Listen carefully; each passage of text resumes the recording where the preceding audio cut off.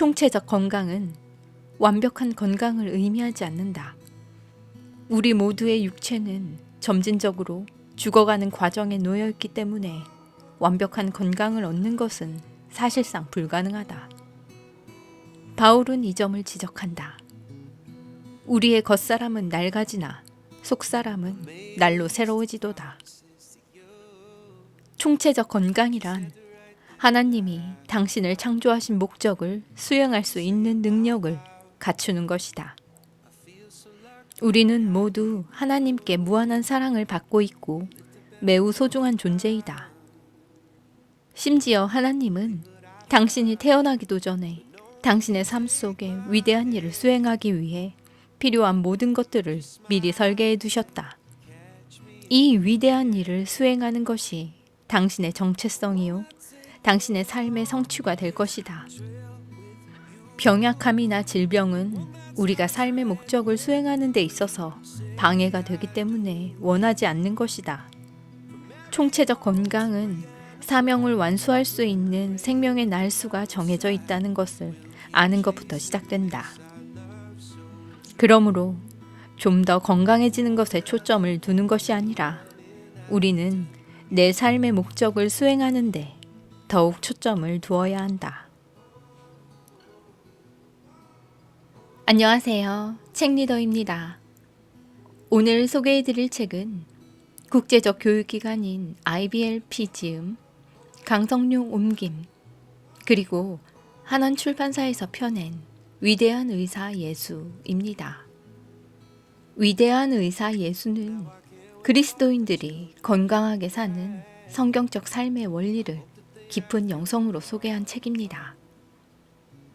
이 책은 현대인이라면 누구나 겪어보았을 스트레스로 고통받는 그리스도인을 치유하는 성경의 지혜를 담고 있습니다.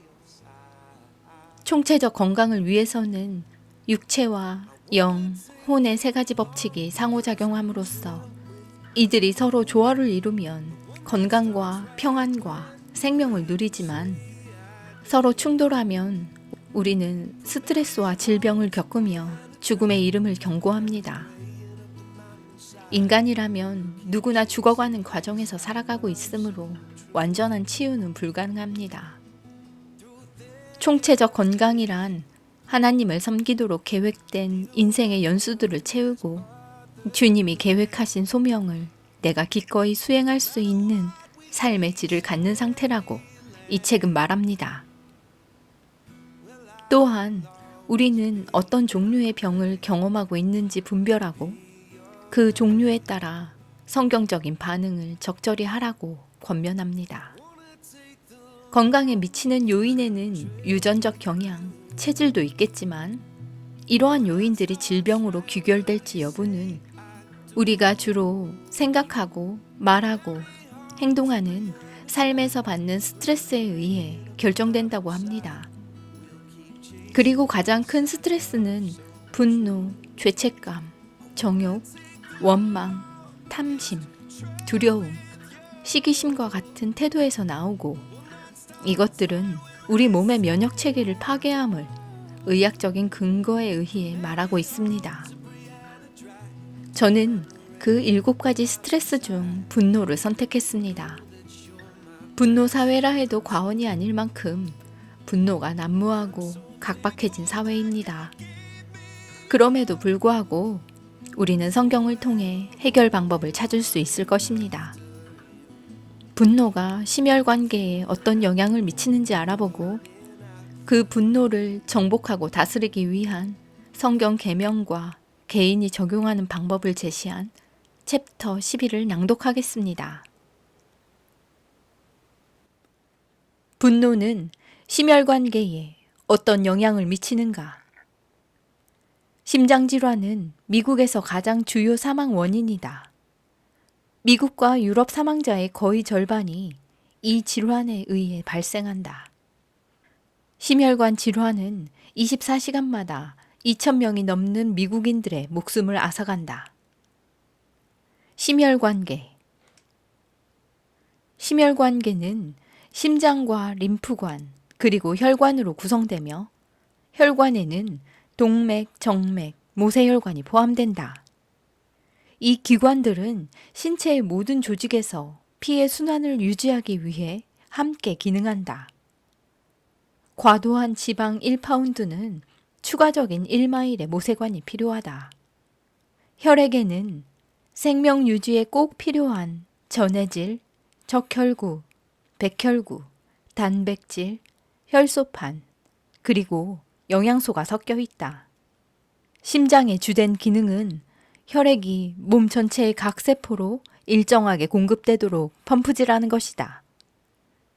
혈액은 폐와 위장관, 골수로부터 생명 유지에 필수적인 것들을 받아들이고 간과 신장, 그리고 피부 등으로 노폐물을 운반하여 몸에서 배출되도록 한다. 신부전과 관련된 분노의 예. 분노는 심혈관계에 중대한 생리학적 영향을 미친다. 이는 이미 수많은 논문에서 발표되었다. 이에 대한 예는 성경의 나발 이야기에서 볼 수 있다. 그는 매우 화가 난 사람으로 성경에 묘사되어 있다. 그는 야비하고 행실이 악했다. 야비함을 뜻하는 히브리어 원어는 분노의 모든 나쁜 면모, 즉 사나움, 잔인함, 극악함, 고집 등을 나타낸다.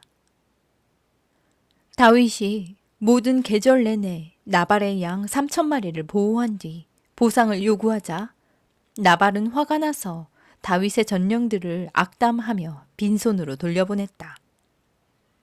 그날 밤 나발은 잔치를 벌이며 술에 취했다. 다음 날 아침 나발이 술에 깨자 그의 아내는 나발에게 자신이 다윗에게 수고에 대한 보상을 줌으로써 가족을 죽음으로부터 구했음을 말하였다. 그러자 나발의 심장이 그의 안에서 죽었고 그는 돌같이 되었다 라고 하였고 후에 죽었다. 이 이야기에서 나발이 성난 사람으로 묘사된다는 것을 주목하라. 아드레날린이 반복적으로 솟구쳐서 그의 심장을 약화시킨 것이다. 분노로 인한 혈액순환 저하. 화를 내면 제일 먼저 아드레날린과 코티졸이 분비된다.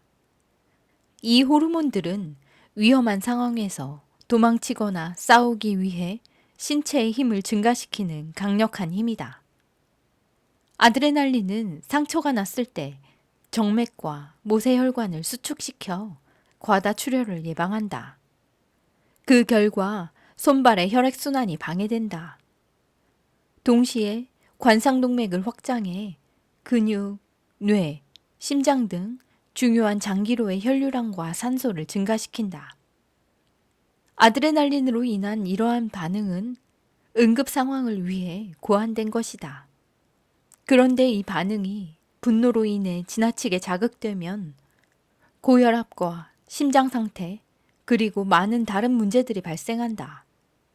최초의 분노를 다스리지 않고 결과적으로 나타난 증세만 다루는 것은 헛된 일이다. 성경에 이르기를 노하기를 맹렬히 하는 자는 벌을 받을 것이라. 내가 그를 건져주면 다시 그런 일이 생기리라. 우리는 아사왕의 이야기에서 분노와 혈액순환 저하 사이의 연관성을 볼 수 있다. 한 선견자가 매우 현명하지 못한 결정에 대해 아사를 나무랐다. 그러자 아사가 노하여 선견자를 옥에 가두었으니 이는 그의 말에 크게 노하였음이며 그때 아사가 또 백성 중에서 몇 사람을 학대하였더라. 아사 왕은 분노로 인한 스트레스로 곧 발에 병이 났다. 그리고 선견자에게 화가 났기 때문에 치료를 위해 의사들에게 가기로 결심했다. 그러나 근본 문제는 그의 발이 아니라 마음에 있었다. 그는 근본 원인을 처리하지 못했기 때문에 그의 병이 매우 위독하여 곧 죽었다. 혈액순환의 저하는 종종 족부질환으로 이어진다. 혈액순환 저하가 아사왕 병의 원인이었던 것이다. 분노와 심장질환의 연관성. 심장질환의 주요 요인 중 하나는 동맥 내벽에 플라그가 쌓이는 것이다. 이 상태를 죽상경화증이라고 한다. 이렇게 플라그가 축적되면 혈관이 좁아져서 혈액순환이 저하되고 결국 혈관이 막힐 수도 있다.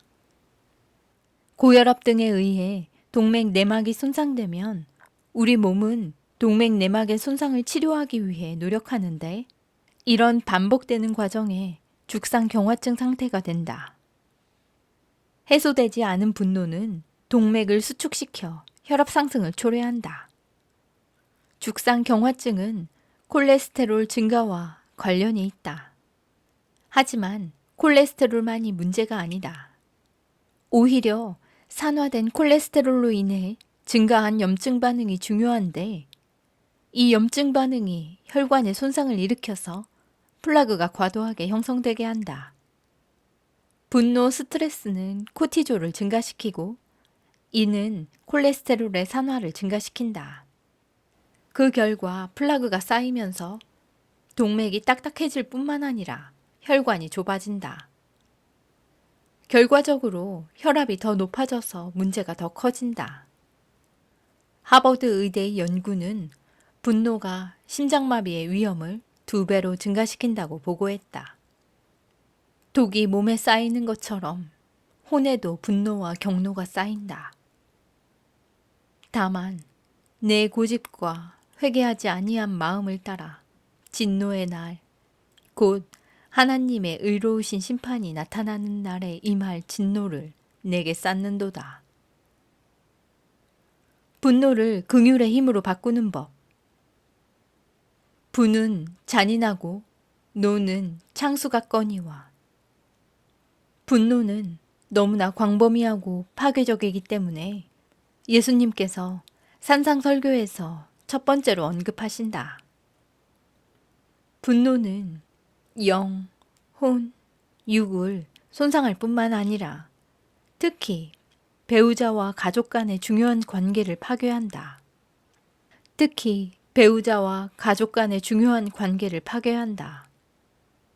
아버지가 화를 내고 나서 본인 스스로는 몇 분 안에 괜찮아질 수 있다.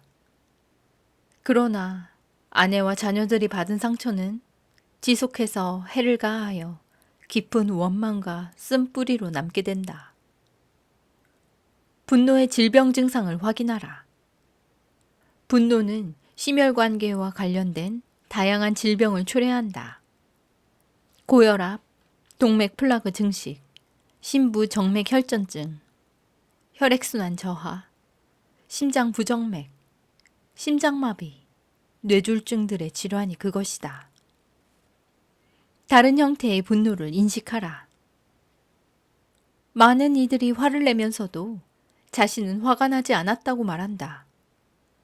그러나 특정 사람이나 상황에 의해 좌절했다, 깊은 상처를 입었다, 또는 크게 불쾌감을 느꼈다라는 것은 인정할 것이다. 한 온순한 남자가 고혈압으로 복약하고 있었다. 그런데 이 약은 부작용으로 인해 체내에 손상을 주고 있었고 그의 상태는 점점 나빠지고 있었다. 분노에 문제가 있느냐는 질문을 받자 그와 아내 모두 아니라고 했다. 그러나 당신은 짜증이 나는 경우가 있는가? 라는 질문을 받았을 때 두 사람 모두 네, 늘 그래요 라고 외쳤다. 분노를 속으로만 참았던 것이다. 그의 호르몬계는 외적 분노와 내적 좌절감을 구별할 수 없었다. 그래서 그는 분노로 인한 심혈관계 증상을 겪게 된 것이다.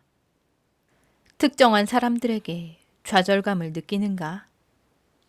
상황에 따라 짜증이 나는가? 내면의 깊은 아픔과 정서적 상처를 감추고 있는가? 다른 사람을 대신해 비난한 적이 있는가? 타인의 잘못에 대해 예민하게 반응하는가? 당신을 해친 사람들에게 안갚음하고 싶은가? 분노를 진실한 사랑으로 바꾸려는 소망과 힘을 하나님께 구하라. 예수 그리스도가 제자들에게 가르치고 보여주신 49가지 사랑의 계명 중 7가지는 분노를 극복하는 데 직접적으로 적용된다. 분노를 정복하기 위한 7가지 계명.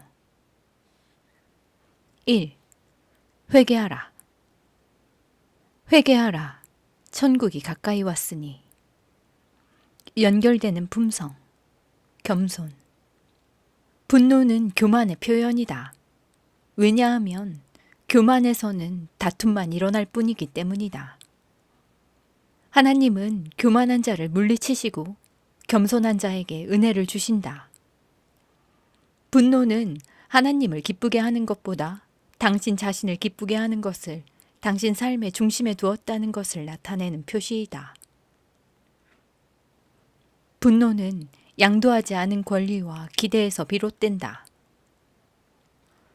분노는 하나님에게 맡겼어야 했던 권리를 당신 자신을 위해 요구하고 그 선을 넘어섰다는 증거이다.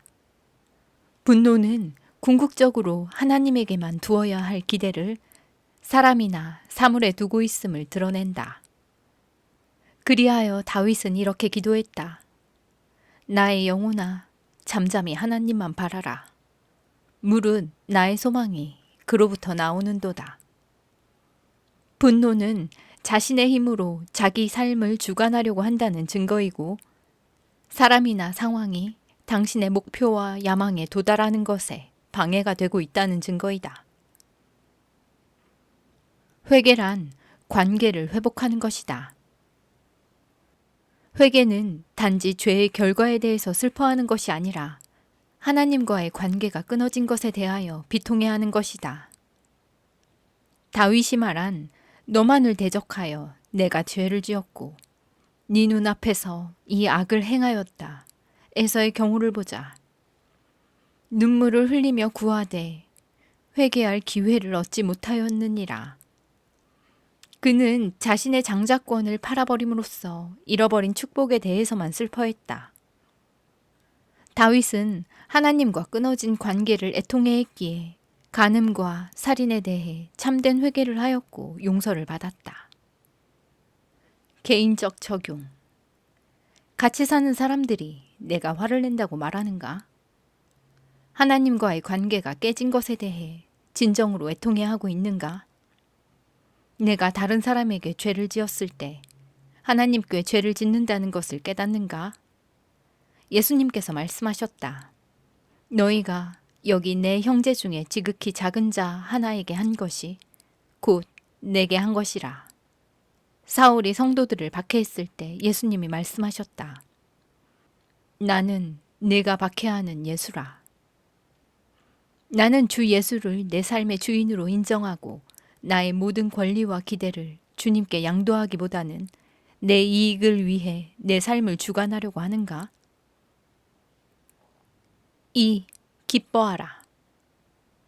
나로 말미암아 너희를 욕하고 박해하고 거짓으로 너희를 거슬러 모든 악한 말을 할 때는 너희에게 복이 있나니 기뻐하라. 연결되는 품성, 기쁨. 짜증나는 상황에 대한 당신의 첫 번째 반응은 분노가 아니라 오히려 감사함이 되어야 한다. 항상 기뻐하라. 범사에 감사하라. 이것이 그리스도 예수 안에서 너희를 향하신 하나님의 뜻이니라. 하나님께 감사하는 것과 고마움이 느껴지는 것은 다르다. 상황을 허락한 하나님께 감사하는 것은 하나님을 사랑하는 자, 곧 그의 뜻대로 부르심을 입은 자들에게는 모든 것이 합력하여 선을 이루느니라 라는 약속을 바탕으로 한 의지의 행동이다. 하나님이 왜 그런 일이 일어나도록 허락하시는지 깨달으라. 기쁨은 영의 상태이다. 기쁨은 하나님이 허락하신 상황으로 인한 유익들, 즉 하나님이 계획하신 유익들을 열거할 때 시작된다. 첫 번째 유익은 그리스도의 성품에 부합하는 품성의 개발이다. 여기에는 겸손, 타인에 대한 긍휼, 인내가 포함된다.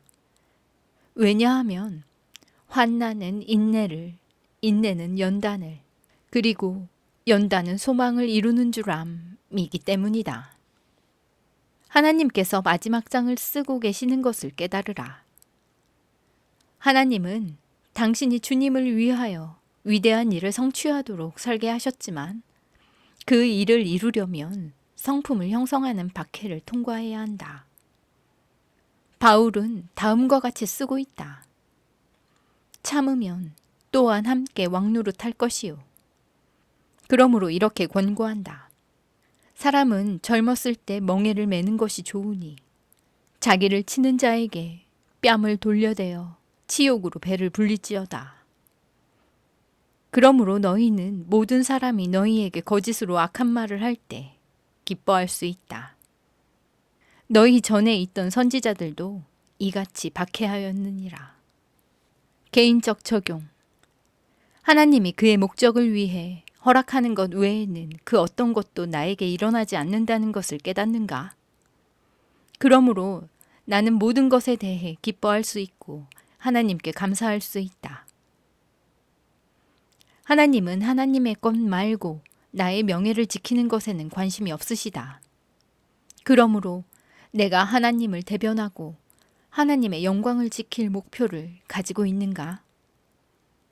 나에게 일어날 수 있는 최악의 비극에도 하나님께서 의도하신 유익을 나열하는 기술을 배웠는가? 예수님을 위해서 고통받고 있는가? 아니면 나 자신으로 인해 고통받고 있는가? 분노, 짜증, 잘못된 태도, 책임 불이행 또는 사랑의 부족으로 고통받고 있다면 이것은 나 자신으로 인해 받는 고통이다. 3. 잘못을 범한 사람들에게 가라. 내 형제가 죄를 범하거든 가서 너와 그 사람만 상대하여 권고하라. 연결되는 품성, 정의. 누군가가 당신의 기분을 상하게 할 때 당신의 자연스러운 반응은 화를 내고 친구들에게 당신이 얼마나 기분이 상했는지 그리고 누가 그런 짓을 했는지 말하는 것이다. 하지만 이는 바로 위의 계명을 위반하는 것이다.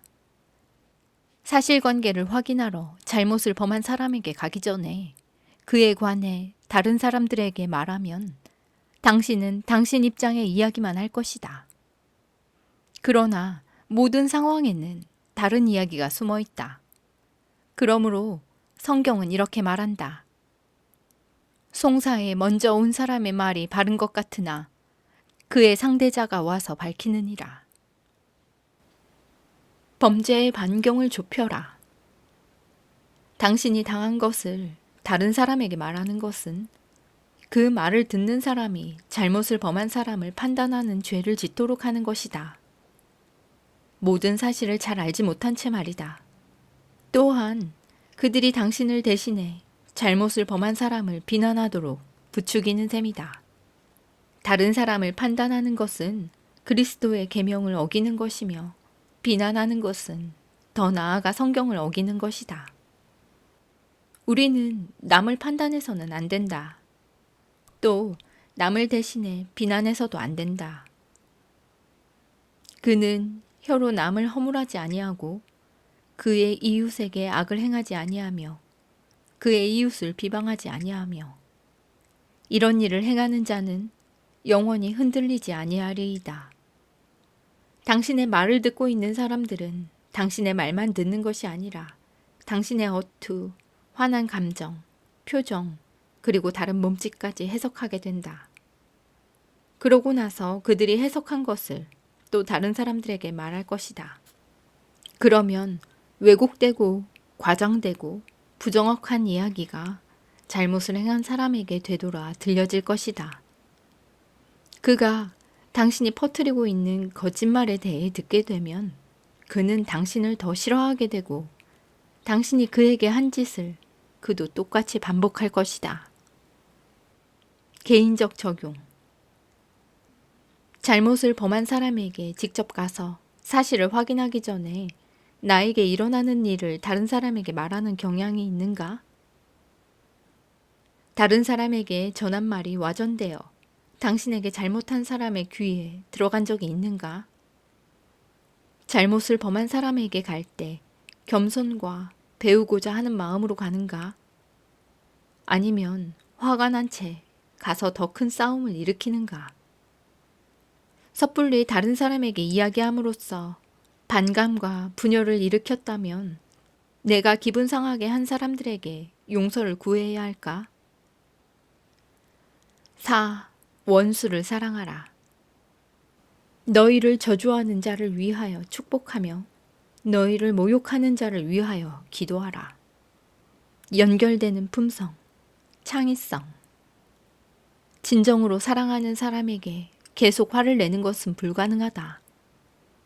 하지만 당신의 적인 누군가를 사랑하는 것은 가능할까? 이 명령에서 하나님은 실천적인 행동 3단계를 주신다. 그것을 따라가다 보면 마음의 변화를 경험하게 될 것이다. 이를 통해 상대방의 당신을 향한 마음도 변화될 가능성이 높다. 말로써 축복하라. 적을 축복하는 것은 그의 삶에서 부족한 품성을 구축해달라고 하나님께 구하는 것이다. 여기에는 겸손, 긍휼, 친절, 후함 등이 포함될 수 있다. 하나님께 당신의 적을 축복해달라고 소리내 구할 때 당신은 그들에게 이러한 품성을 개발시킬 수 있는 거룩한 힘, 즉 은혜를 전해주게 된다. 그리고 당신 또한 그들의 말이나 행동으로 인해 상처받은 감정에서 벗어날 수 있게 된다. 선을 행하라. 적을 축복한 후에 그들의 유익을 위해 선한 일을 할 방법을 찾아야 한다. 이러한 선을 행하는데 시간과 에너지 그리고 돈을 투자하면 너의 보물이 있는 그곳에는 내 마음도 있기 때문에 실제로 원수를 사랑하게 될 것이다. 뜨겁게 기도하라. 죽고 사는 것이 혀의 힘에 달렸나니.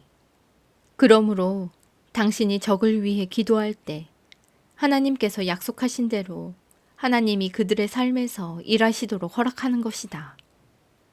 의인의 간구는 역사하는 힘이 큼이니라. 개인적 적용, 개인적 결점과 실패, 그리고 내가 보지 못하는 나의 맹점 때문에 얼마나 많은 적이 생겼는가.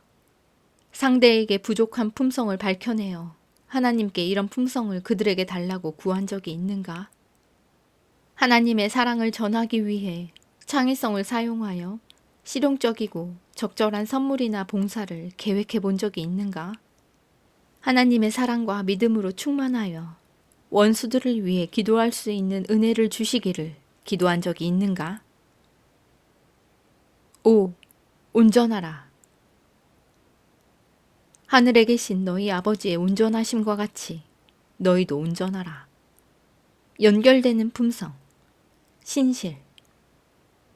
여러분은 아무도 완벽하지 않다라는 말을 한 번쯤 들어봤을 것이고 이 말이 맞다고 생각할 것이다. 그렇다면 하나님은 왜 우리에게 온전하라고 명령하실까? 설상가상으로 하늘 아버지와 같은 온전함을 가지라고 명령하신다. 모두에게 열성적으로 인사하라. 예수님은 우리가 사람들에게 인사하는 방식과 온전함을 연관시킨다. 친한 친구를 보면 눈이 밝아지고 미소를 지으며 기쁨과 열정으로 인사한다. 하나님은 우리가 만나는 모든 사람에게 이런 종류의 인사를 하기를 원하신다. 너희가 너희를 사랑하는 자를 사랑하면 무슨 상이 있으리요? 세리도 이같이 아니하느냐? 또 너희가 너희 형제에게만 무난하면 남보다 더하는 것이 무엇이냐? 이방인들도 이같이 아니하느냐? 그러므로 하늘에 계신 너희 아버지가 온전하심과 같이 너희도 온전하라. 다음 말씀에서 하나님은 얼마나 온전한 분이신가? 하나님이 그 해를 악인과 선인에게 비추시며 비를 의로운 자와 불의한 자에게 내려주심이라. 첫인상을 만들 기회는 단 한 번뿐이다. 누군가가 당신과 눈을 마주치는 순간 그는 즉시 그에 대한 당신의 태도를 분별할 것이다. 만약 따뜻한 미소나 밝은 눈맞춤이 보이지 않으면 그는 당신이 그를 중요한 사람으로 여기지 않는다고 생각할 것이다. 그는 당신으로부터 거부감을 느낄 것이고 자신을 보호하기 위해 벽을 세울 것이다. 이렇게 되면 당신은 사랑하는 구세주에 대해 말할 기회를 잃게 되는 것이다. 대부분 사람은 거절로 인해 깊은 상처를 입어왔고 또 그 거절에 매우 민감하다. 그래서 열정적인 인사가 그만큼 중요하고 강력하다. 개인적 적용. 나에게 잘못한 사람들에게도 가장 가까운 친구들에게 인사하듯이 열정적으로 인사하는가? 다른 사람에게 다가갈 때 그 사람에게 하나님의 사랑에 대한 첫인상을 줄 기회가 단 한 번밖에 없다는 것을 기억하는가?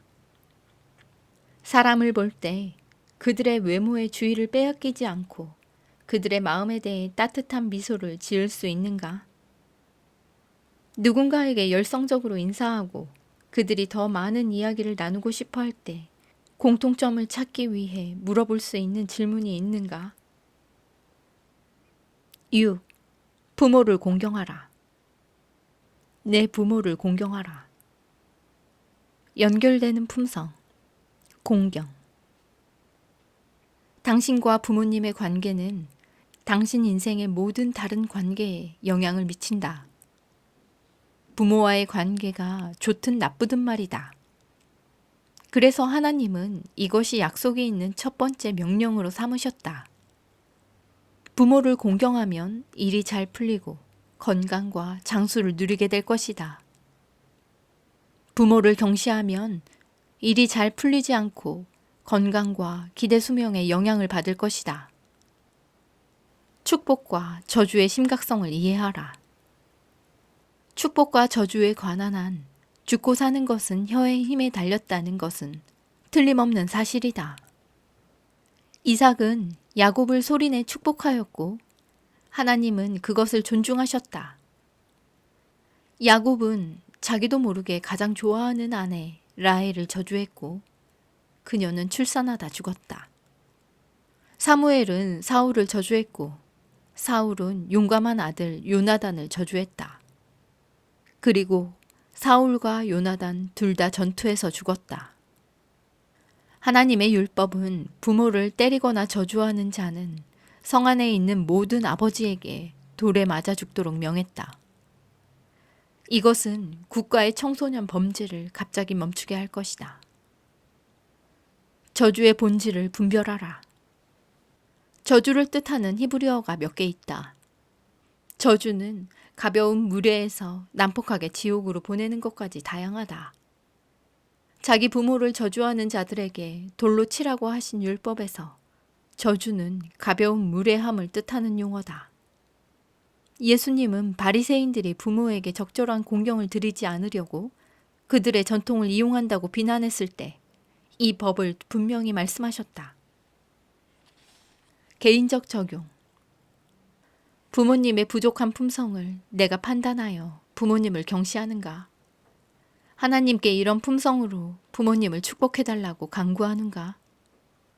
부모님께 자신이 개발시켜야 할 품성을 지적해달라고 부탁한 적이 있는가? 아버지께 그 품성의 개발을 위해 말로 축복해달라고 부탁한 적이 있는가?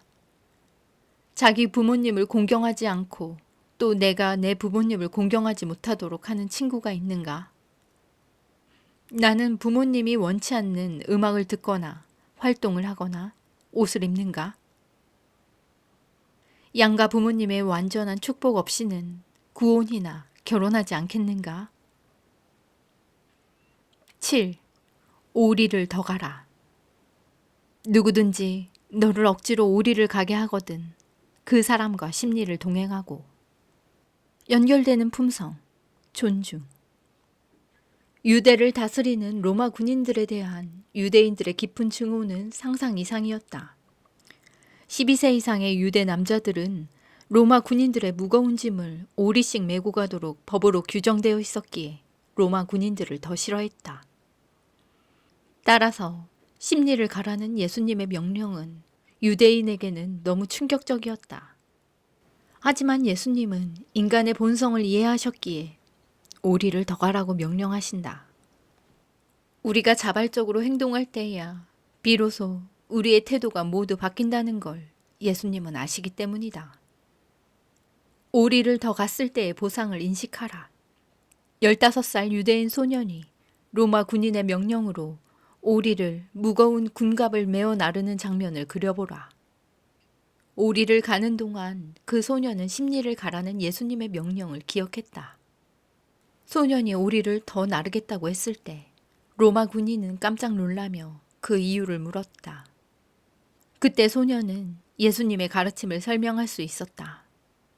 시간이 빠르게 지나 심리에 도착했을 때 군인은 소년의 제안과 도움에 감사해했다. 그들은 따뜻한 미소를 띠며 악수했다. 소년이 집으로 돌아왔을 때 그는 무슨 일이 일어났는지 깨달았다. 나는 오리를 가는 것으로 의무를 다했다. 그러나 오리를 더 갔을 때 친구를 얻었다. 허리 통증이 심한 한 환자가 치료를 위해 조엘 로빈스 박사를 방문했다. 로빈스 박사는 허리를 3번이나 바로잡아 주었지만 증상이 호전되지 않았다. 그래서 그는 환자에게 스트레스를 받는 게 있냐고 물었다. 그의 환자는 저는 방금 법원으로부터 이혼을 승인받았는데 적절했다고 생각했던 금액보다 더 많은 위자료를 아내에게 지급하라고 결정이 났어요. 라고 대답했다. 그러자 로빈스 박사가 제안했다. 결정된 금액에 조금 더 보태어 보내주면 어떨까요? 일주일 후에 이 환자는 돌아와서 이렇게 말했다. 저는 당신이 제가 만난 사람 중 최고로 미친 사람이라고 생각했어요. 하지만 당신 말대로 했더니 허리 통증이 다 사라졌어요. 개인적 적용. 나를 짜증나거나 화나게 만드는 마땅히 해야 할 일이 있는가? 이러한 의무를 수행하는데 어떻게 필요한 것 이상을 할 수 있을까? 기꺼이 심리를 가서 왜 이렇게 하십니까? 라는 질문을 받았을 때 나는 어떤 대답을 할 것인가? 좋은 대답은 이것이다. 예수님을 향한 나의 사랑과 당신을 향한 예수님의 사랑을 보여주기 위해서입니다. 원수들의 삶에 어떤 보물을 투자할 수 있을까?